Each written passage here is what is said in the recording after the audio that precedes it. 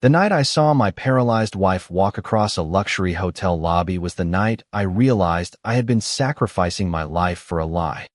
I had spent almost 2 years believing that every extra hour I worked brought Sarah one step closer to the surgery that might help her stand again. That belief became the reason I woke before sunrise, skipped meals whenever money was tight, and accepted every overtime shift anyone offered me.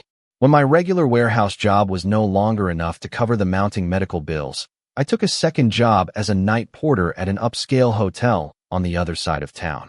I told myself the exhaustion was temporary. The sore muscles would heal. The sleepless nights would eventually end. As long as Sarah had hope, I could keep going.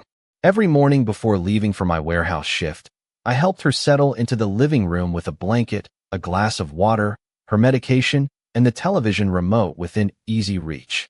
She always smiled apologetically and told me she hated feeling like a burden. Every single time, I answered exactly the same way. You are my wife. Taking care of you is never a burden. I believe those words with all my heart. People often told me I was giving up too much. Friends stopped inviting me out because they already knew my answer would be no. My younger brother offered to help several times, but I always declined. This was my responsibility. My marriage. My promise. Somewhere along the way, my entire identity became centered around keeping Sarah comfortable while saving every possible dollar for the specialist everyone said might change her future. The hotel was unlike anywhere I had ever worked. Marble floors reflected warm golden lights. Soft piano music drifted through the lobby every evening.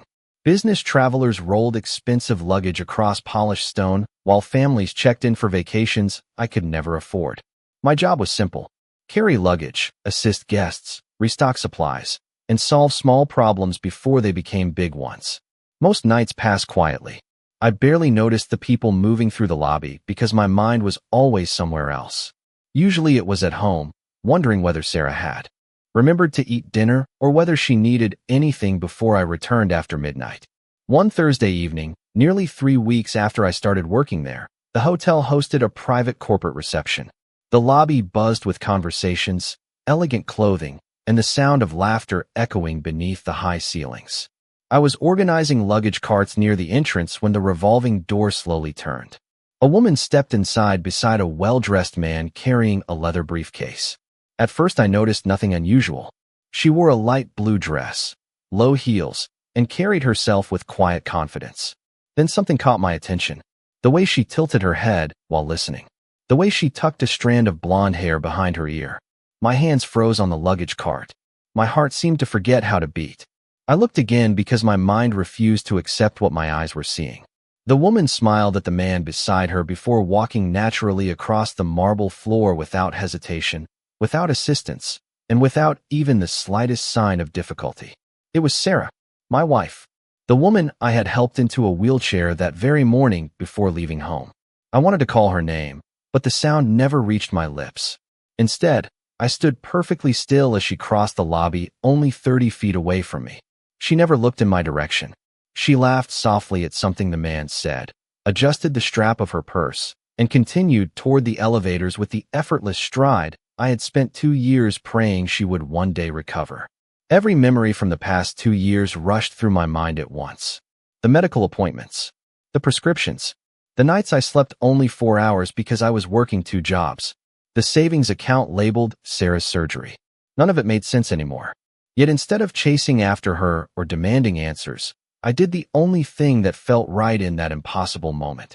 I watched the elevator doors close, memorized the floor number that lit above them, and quietly reached into my pocket for the small notebook I always carried at work. Without knowing exactly why, I wrote down the time, the date, and one simple sentence. That would change the rest of my life. Sarah walked into this hotel without a wheelchair. I finished the rest of my shift on instinct alone. Guests thanked me as I carried their luggage. Someone asked for directions to the fitness center. Another family needed extra towels, and I answered every question with the same polite smile I had worn since my first night at the hotel. Inside, however, nothing felt familiar anymore. The image of Sarah walking confidently across the marble floor replayed in my mind every few seconds. By the time I drove home just after midnight, I had repeated the same question so many times that the words no longer sounded real. If she could walk, Why had she hidden it from me? When I quietly unlocked the front door, the house looked exactly as I had left it that morning. The hallway light was still on.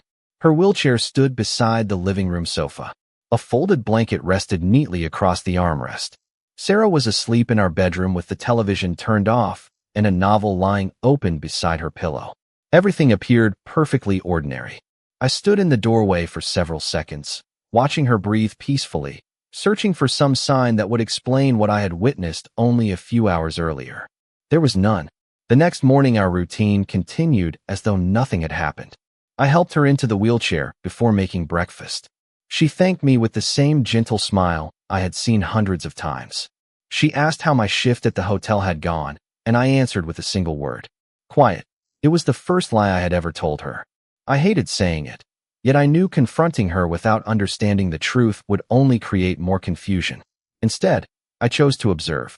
At the warehouse that day, I struggled to focus on inventory reports and shipping schedules.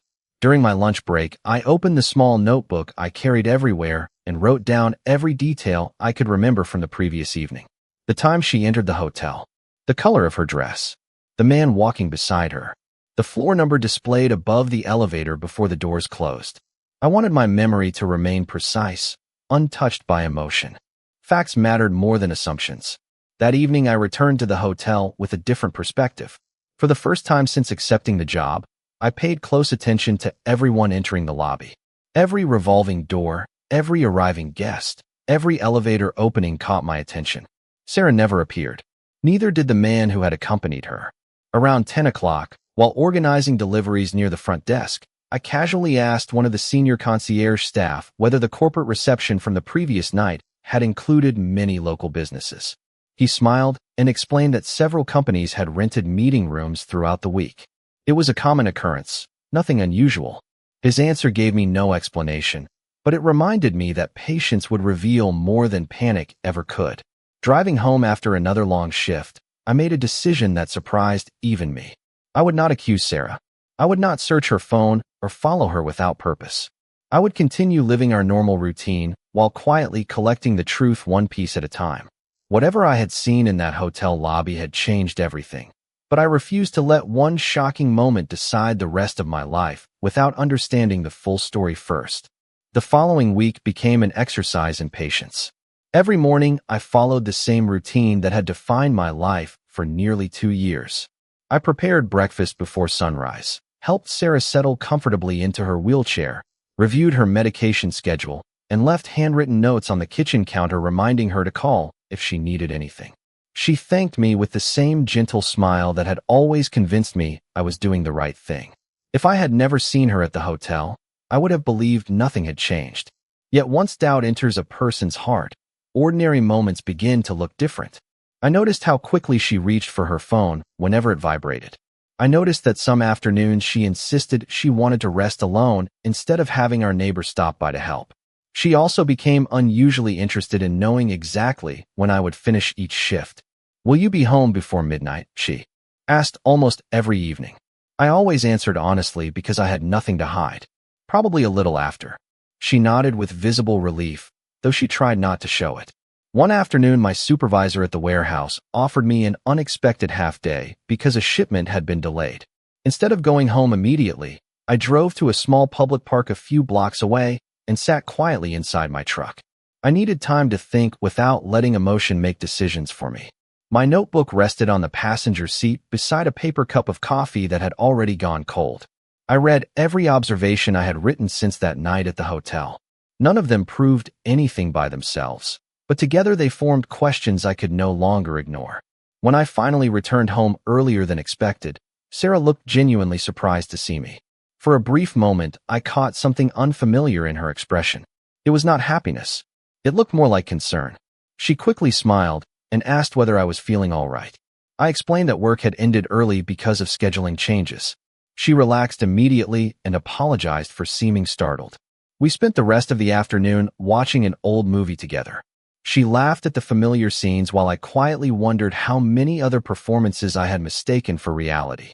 2 nights later, I was assigned to assist with another private event at the hotel.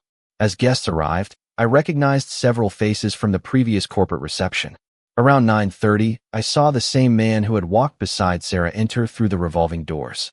He wore another tailored suit and greeted several people in the lobby before checking his watch. My pulse quickened, but I forced myself to remain calm. I stayed focused on my work while observing from a respectful distance. 10 minutes passed, then 15. Finally, the revolving doors turned once more. Sarah stepped inside wearing a dark green coat over an elegant dress.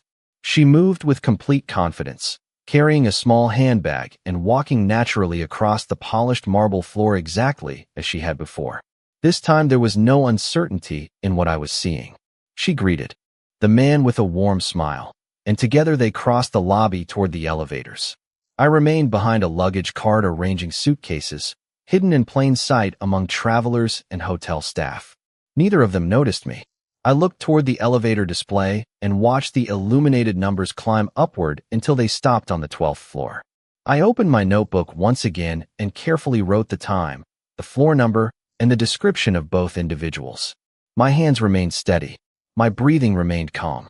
Whatever explanation existed, I wanted it to be supported by facts instead of assumptions. As I slipped the notebook back into my pocket, one thought settled firmly into my mind. I was no longer trying to understand a single impossible moment. I was beginning to uncover a pattern, and patterns rarely appear by accident. The following morning I woke before the alarm, not because I had slept well, but because my mind refused to rest. The notebook on my nightstand had become more valuable than any medical bill or bank statement stacked inside my desk drawer. Every observation now connected to another, forming a picture I had never wanted to see. Still, I reminded myself of one simple rule. Suspicion was not proof. I would not allow heartbreak to invent a story that facts could not support. Sarah was already awake when I entered the kitchen. She smiled warmly and thanked me for making coffee, just as she always did. I helped her into the wheelchair before preparing breakfast. Every movement looked familiar. Every word sounded rehearsed. Yet I could no longer separate habit from truth. As she looked through the morning newspaper, she casually mentioned that her physical therapist had canceled another appointment because of scheduling problems. That caught my attention immediately. I had not questioned those appointments before because I trusted her completely. Now I simply nodded and asked, "Did they give you a new date?" She looked down at her coffee before answering. "Not yet. They said they would call next week." It was a perfectly reasonable answer, yet something about the hesitation lingered in my thoughts long after I left for work. During my lunch break, I called the rehabilitation clinic, not pretending to be anyone else and not asking for private medical information. I only wanted to confirm whether Sarah still had regular therapy sessions so I could better plan my work schedule. The receptionist politely explained that no future appointments were currently scheduled and that the last documented visit had been several weeks earlier. She apologized because she could not discuss anything further for privacy reasons. I thanked her and ended the call without asking another question. I stared at my phone for several seconds. Sarah had not simply missed one appointment. According to the clinic, there were no upcoming sessions at all. That evening I arrived at the hotel determined to remain patient. The lobby was quieter than usual, with only a handful of guests checking in after long flights. Around 9 o'clock, I noticed the same man from before entering through the revolving doors. He greeted the front desk staff as though he had visited many times. A few minutes later, Sarah walked inside wearing a charcoal gray coat and carrying a small leather handbag. Once again, she moved naturally, her posture relaxed and confident, showing no visible sign of physical limitation. They exchanged friendly smiles before walking together toward the elevators. I memorized the time and watched the illuminated numbers stop on the 12th floor exactly as they had during the previous visit. After they disappeared from view, I quietly approached the concierge desk. "Busy week for corporate guests?" I asked casually. The concierge smiled. "Very busy. One consulting firm has reserved the same executive meeting suite every Thursday evening for almost a month." I thanked him and continued working as though the information meant nothing. Inside, however, another piece had fallen into place. This was no isolated visit. Whatever was happening had become a routine. When my shift finally ended after midnight, I drove home through nearly empty streets beneath a cool autumn sky. Sarah was already in bed when I arrived. Her wheelchair rested beside the bedroom door exactly where I expected to find it. She looked up from her book and smiled. "Long night?" she asked softly. "A little," I replied. She reached for my hand and thanked me once again for working so hard to save for her surgery. I looked at her for a long moment before gently squeezing her hand in return. There was no anger inside me anymore. Only a growing determination to understand why the woman I loved seemed to be living two completely different lives. Before going to sleep, I opened my notebook and added 3 new entries. The canceled therapy sessions, the repeated Thursday meetings, the executive suite on the 12th floor. Then I drew a single line beneath those notes. For the first time since all of this began, I realized I was no longer searching for answers. I was getting close enough that the truth might reveal itself without me having to ask a single question. The next Thursday arrived with the kind of quiet anticipation that made every hour feel longer than it really was. I spent the morning at the warehouse checking inventory, signing shipping manifests, and answering routine questions from coworkers, but my thoughts remained fixed on the hotel. By then, the pattern had become impossible to ignore. Sarah always seemed to have a reason for me to work late on Thursdays. Sometimes she encouraged me to accept an extra shift. Other times she insisted she was feeling tired and wanted to rest early, telling me not to worry about coming home before midnight. Until recently, I had considered those conversations thoughtful and supportive. Now they sounded different. That evening, before leaving for my second job, I helped her settle into the living room as I always did. She thanked me for making dinner and reminded me not to overwork myself. I smiled gently and wished her a good evening. Neither of us mentioned the growing distance that had quietly settled between us. At the hotel, everything unfolded almost exactly as it had the previous 2 weeks. Shortly after 9 o'clock, the same well-dressed man entered through the revolving doors.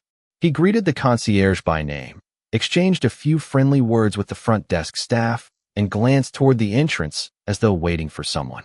Less than 10 minutes later, Sarah walked through the same doors wearing a navy coat and carrying a small handbag. Once again, she moved naturally, her pace relaxed and confident. I remained behind the reception area organizing luggage carts while carefully avoiding any action that might reveal I had seen her. They greeted each other warmly before walking toward the elevators together. This time, however, I noticed something new. Instead of immediately stepping inside, the man handed Sarah a slim envelope. She accepted it, slipped it into her handbag without opening it, and smiled before the elevator doors closed. I wrote down the exact time in my notebook. The envelope itself meant nothing without context, but it was another detail that belonged with the others. Nearly an hour later, they returned to the lobby. They appeared calm, engaged in quiet conversation, and paused near the entrance before going their separate ways. Sarah left alone in a waiting rideshare vehicle while the man remained inside speaking briefly with another guest. I watched the vehicle disappear through the hotel entrance before finishing my shift. Driving home, I found myself asking a different question than before.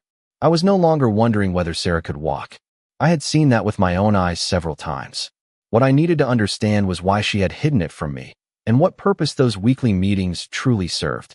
When I arrived home just after midnight, the house was dark except for the small lamp beside our bedroom window. Sarah appeared to be asleep.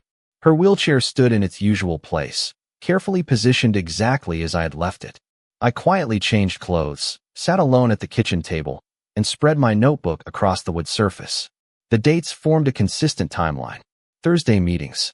The same hotel. The same floor. The same man. The canceled therapy appointments. The repeated questions about my work schedule. Individually, each detail could have an innocent explanation. Together, they described a routine too consistent to dismiss. I closed the notebook and looked around the silent house that had once felt like the safest place in my life. Whatever truth waited at the end of this story, I knew. One thing with certainty. I could no longer rely on appearances.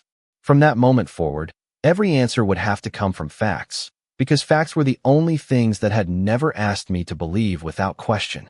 By the beginning of the next week, my notebook had become the only place where everything still made sense. Every page contained dates instead of accusations, observations instead of conclusions. I refused to let anger fill in the blanks where facts were still missing. That decision became easier than I expected because something inside me had quietly changed. I was no longer trying to prove Sarah had deceived me. I was trying to understand why. On Monday afternoon, I called the hospital where her surgery consultation had originally been scheduled months earlier. I did not ask for confidential medical records or private information. I simply explained that I was coordinating my work schedule around future appointments and wanted to know whether any consultations had been confirmed. The receptionist politely informed me that no upcoming surgical evaluation had been scheduled under Sarah's name. She apologized that privacy regulations prevented her from discussing anything further. I thanked her and ended the call without pressing for more details. As I placed my phone back into my pocket, another piece quietly settled into place. The surgery I had been working toward for nearly 2 years no longer seemed as close as Sarah had always claimed. That evening, while preparing dinner, I casually asked whether the specialist's office had called with any updates. She shook her head before taking a sip of tea. "Not yet," she replied. "They are still reviewing everything." Her answer came quickly, almost automatically. Months earlier, I would have accepted it without another thought. Now I simply nodded and changed the subject. There was no benefit in forcing a conversation before I understood the full picture. 2 days later, an unexpected opportunity appeared at the hotel. My supervisor asked me to help organize supplies for one of the executive meeting suites on the 12th floor after a conference had finished. It was the very same floor I had watched Sarah visit more than once. My heartbeat quickened, but I kept my expression calm. When the meeting rooms were empty later that evening, I carried fresh coffee supplies and neatly folded linens through the hallway. Every conference room door stood open except one executive suite at the end of the corridor. Its lights were off, and housekeeping had already begun preparing it for the next reservation. Inside, the room looked completely ordinary. A polished conference table, comfortable leather chairs, a large presentation screen, empty coffee cups, several bottles of water waiting to be discarded. Nothing suggested secrecy or drama. Then I noticed a printed schedule left beneath a folder on the table. It listed the consulting firm's weekly reservation for Thursday evenings over the past month. The company name matched the logo I had noticed on the briefcase carried by the man who always arrived before Sarah. I did not remove the paper or photograph it. I simply memorized the company name before placing the folder exactly where I had found it. Facts gathered honestly carried more weight than information obtained carelessly. On my way home that night, I stopped at a small diner that stayed open 24 hours a day.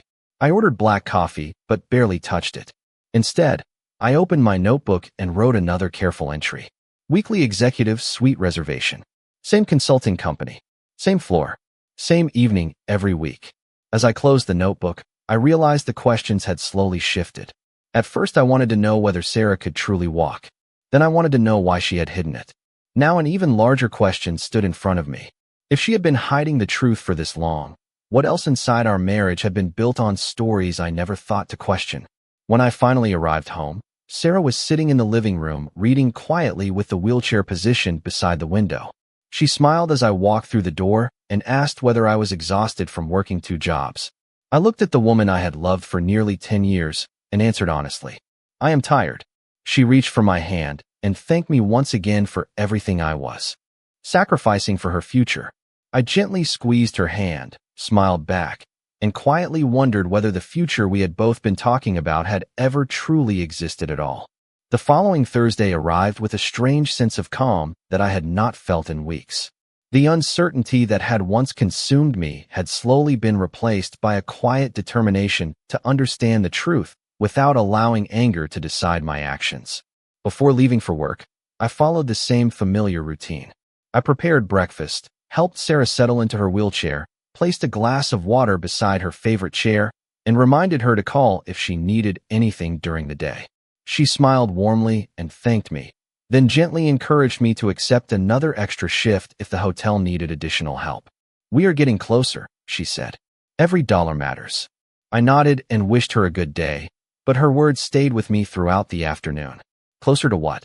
The surgery no longer seemed real. The appointments had disappeared. The consultations had quietly stopped. Yet the sacrifices continued exactly as before. That evening, the hotel lobby was unusually peaceful. A light rain tapped against the tall glass windows while guests checked in carrying umbrellas and overnight bags. Soft piano music drifted through the room, making the entire building feel almost detached from the outside world. Shortly after 9 o'clock, I saw the familiar consulting executive enter through the revolving doors. He greeted the concierge by name and walked toward the seating area, instead of immediately calling the elevator. 5 minutes later, Sarah arrived. She wore a simple beige coat over a dark dress and walked across the marble floor with the same confident stride I had witnessed several times before. She showed no hesitation, no visible discomfort, and no sign that she needed assistance. I remained behind the reception desk, organizing room key packets while carefully observing without drawing attention to myself. They greeted each other with relaxed familiarity before walking toward the elevators. As the doors closed, I looked down at my notebook and wrote another entry. Same time, same floor, same routine. Nearly 90 minutes later, the elevator doors opened again. This time I noticed something different. Sarah and the man were discussing several folders filled with printed documents. He handed her one folder while keeping another for himself. They stopped briefly near the entrance, exchanged a few final comments, and then left in separate directions. There was no dramatic confrontation, no obvious secrecy, only a routine that suggested this meeting had happened many times before. After my shift ended, I remained in the employee parking lot for several minutes before driving home. Instead of feeling overwhelmed, I felt strangely clear-headed. The repeated pattern mattered more than any single moment. Consistency often revealed the truth more reliably than emotion ever could. When I arrived home, Sarah was awake in the living room reading quietly beneath a floor lamp. Her wheelchair stood exactly where I expected to find it. She looked up and smiled. "You look exhausted," she said softly. I returned the smile. "It has been a long week." She reached for my hand and thanked me once again for everything I was doing for our future. I looked into her eyes and realized something that surprised me. I still cared about her deeply, but I no longer trusted the story that surrounded our life together. Those had become two very different things. Later that night, after she had gone to sleep, I spread every page of my notebook across the kitchen table. Dates, times, conversations, canceled appointments, weekly meetings, the same hotel, the same executive suite, the same consulting company. Individually, they were only pieces. Together, they formed a picture that could no longer be ignored. I carefully organized every note into chronological order and placed them inside a single folder. Then I wrote one final sentence on the last page before closing it. The next step is not another question.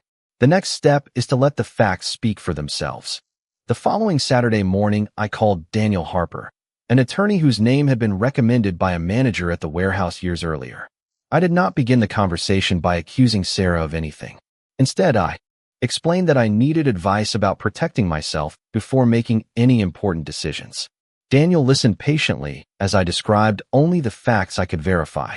I told him about working 2 jobs to save for surgery, the repeated hotel visits, the canceled therapy appointments, the executive meeting suite, and the notebook I had carefully maintained over the past several weeks. When I finished speaking, there was a brief silence before he answered. "Do not make any accusations until you understand exactly what your evidence does and does not establish," he said calmly. "You have documented a pattern. That is valuable. But a pattern is different from a conclusion." His words matched the approach I had been trying to follow from the beginning.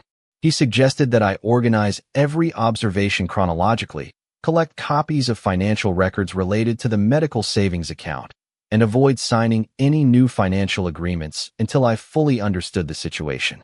I thanked him and scheduled a meeting for the following Tuesday. When I returned home, Sarah greeted me with unusual excitement.